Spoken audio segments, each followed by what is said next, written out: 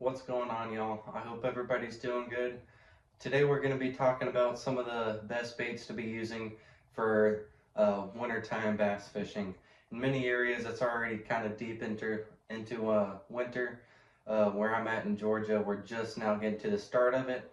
But once winter starts, wherever you are, some of these baits, some of these patterns will work for your foreseeable future. I'm probably going to be using these all of December, January, and maybe even into a little bit of February. As long as that water is a little bit cooler, that's when I'm going to be using a lot of this stuff. Um, so during the winter time of year, you can really find bass throughout. You're going to find some up shallow, some kind of suspended, and then some out deep. So that's all going to change lake to lake, spot to spot, and what the conditions are for that certain day. But those bass are going to be shallow to deep. They're going to be in all sorts of water columns. So I kind of got a couple baits that kind of covers all of that, and then I will mention a couple others. So to get right into it, I'm gonna start with the slower moving stuff. I really throw two or three main slow moving stuff. Number one being a shaky head. It doesn't have to be too over the top. I think this is a maybe a quarter ounce with a Guggenbait's trench hog on it. Oftentimes I usually just throw a Zoom trick worm on my shaky head, and sometimes I will go down to either an eighth or a 3/16 ounce head. But that's pretty much it for a shaky head. Very simple, very versatile with what you can put on it and where you can throw it. So that's a great bait. A lot of fish choose that. Uh, I don't know if I'm going to be throwing that trench hog too much. Like I said, I might put a trick worm on it.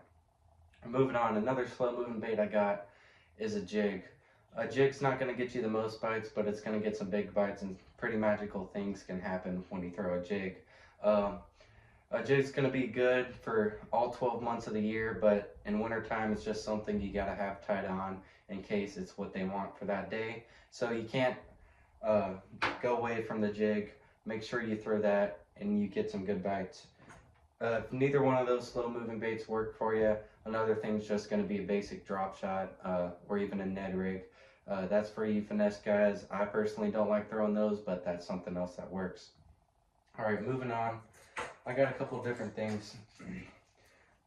All right, next up is going to be for those suspended fish. I just got a basic jerk bait. This is a Strike King jerk bait. I believe it dives about 11 foot.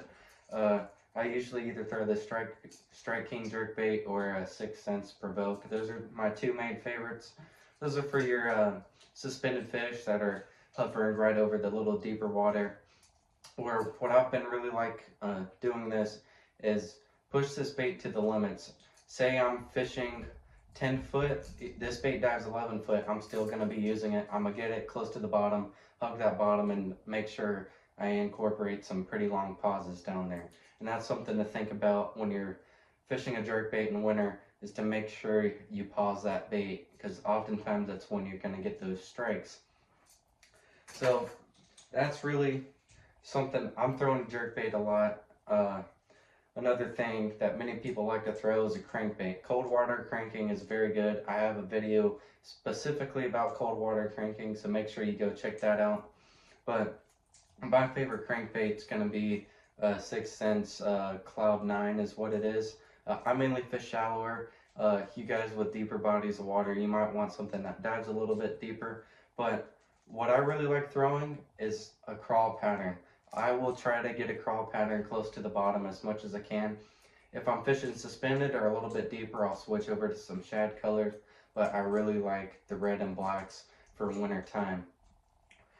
What I don't have with me today, that's another great bait for wintertime fishing, is lipless crankbaits. Lipless crankbaits are not only a great search bait, but just something about them, how tight some of them can wobble, the rattle some of them have, can really get you some good bites during the winter time.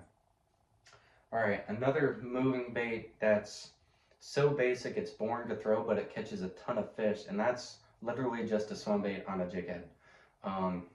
It's just, there's really nothing to say. I really try throwing this when there is a school of bait that bass may be chasing, or even if they're not chasing. If I keep throwing this swim bait around them, eventually a bass is going to pop up and hopefully choose my minnow over the probably thousands of other minnows.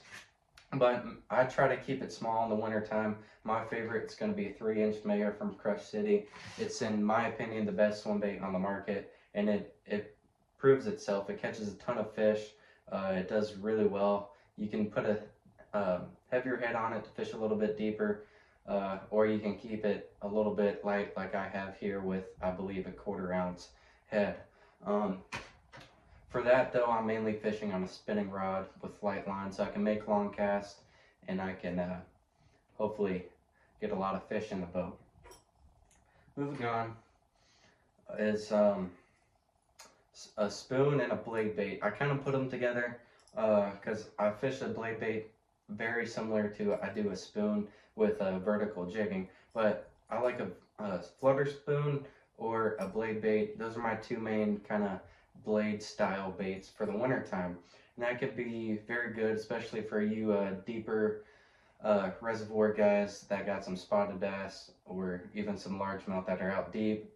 You can throw this spoon or a blade bait down, they'll sink quick, they will get down to the fish, it will look just like a bait fish. The flutter spoon does really good. When it flutters down, it's going to look like a bait fish in distress, and oftentimes a bass is going to destroy that bait. Blade bait's another thing. Any day I would probably choose a blade bait over a spoon just because you got more options. Not only does it kind of have that flutter thing going on with it, but it's gonna work almost like a lipless crankbait just without a rattle in it. It's gonna be very versatile. You can use this as a spoon, you can just vertical jig it, you can cast and reel it, you can yo-yo it, you name it. Whatever you want to do with a blade bait you can kind of do. That's what makes it kind of a good bait for this time of year. And a lot of them you can get in small, like this one's real small, it's golden. You can match the hatch with a lot of them when it comes to size. So blade bait's a really good bait for wintertime bass fishing, and I don't see too many people throwing it, which I don't know why. It does really well. That's pretty much in all of those categories. When it comes to depth and where I'm fishing these, it's hard to tell because it's going to change lake to lake, like I said earlier about the depths those fish are going to be. And really no one thing specific. For example, I may be throwing the shaky head in 3 foot of water, but I might go take out the jerk bait and be fishing in 40 foot of water. It's just what those fish want and where you're fishing. One bait I don't have with me that's going to be really good for wintertime fishing is just going to be a Daniiki rig. You forward-facing sonar guys, you know what's up with that. I do not have forward-facing sonar, that's why it's not in my video. But even if you don't have forward-facing sonar, give it a shot and see what happens. You don't know what will happen for that given day. You can catch a lot of fish, and a Daniiki rig is going to be a very subtle, finesse, and powerful bait to use during the winter time of year. Now for your bigger fish guys that like throwing big and keep throwing big, I got 2 baits with me, but I will talk about some others that I like to throw. Number 1 is going to be a 6-inch mag draft or something similar, something you could really slowly reel. I like to keep this really slow, really low in the water column too. I will reel it slow right above maybe a rock pile, maybe a brush pile, whatever it is, but it's big enough it attracts attention, but it's small enough that it can still get some bites. It's just really, sometimes during the winter time when the water's cold, the bass want a bigger meal to make their energy a little bit more worth it when they finally grab a snack. So that's why I think a bigger swim bait does really good. So if you want to catch some big bites or big bass, make sure you're throwing a bigger swim bait. Another thing is glide baits, but one thing I've come to notice is you can kind of be a little bit versatile when it comes to swim baits and glide baits. And for example on that, I got a Berkley Nessie. It's soft plastic, but you can work it like a glide bait, or you can just swim it and it will work pretty well as a swim bait. When it comes to glide baits, you kind of will hopefully know what to do. Just toss it out and hope a big one eats it. There are really no specific things I'm throwing these glide baits at. What I'm doing though with the Berkley Nessie, for example, is just fishing 3 to 5 foot flat right now. uh, a lot of cast, and that's what it's going to be with these two bigger baits. It's going to be a ton of cast for maybe one fish, but oftentimes that one fish is going to be worth it. So that's not for everybody, but it's just something I do, so I put it in this video. And that's pretty much it. So I got a jig shaky head for that slower moving, a crankbait, jerkbait, spoon, blade bait, a little swim bait, and even a Daniiki rig as kind of your more moving style baits, and then either a 6-inch mag draft or a Berkeley Nessie as my preferred big baits. Any other glide bait will work as well. But that's pretty much all I got for the best baits for wintertime bass fishing. As long as that water is cold, these baits should work and will work.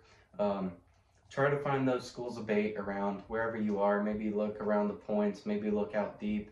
It's hard to tell because it's going to be different for every lake. If you got grass, still try to fish that grass. Me personally, I'm going to kind of shy away from that top water, but make sure, say you got some schooling fish or some matted grass, you might want to have a frog, or those schooling fish, you might have a walking bait. So that's just something to think about, and what specific fishery you're on. But it's going to be different for everybody. These baits are pretty universal and should work most areas. So I hope this helped. And if it did help, make sure you hit that thumbs up button and go hit that subscribe button for more. Thanks for watching, guys, and I'll see y'all next time.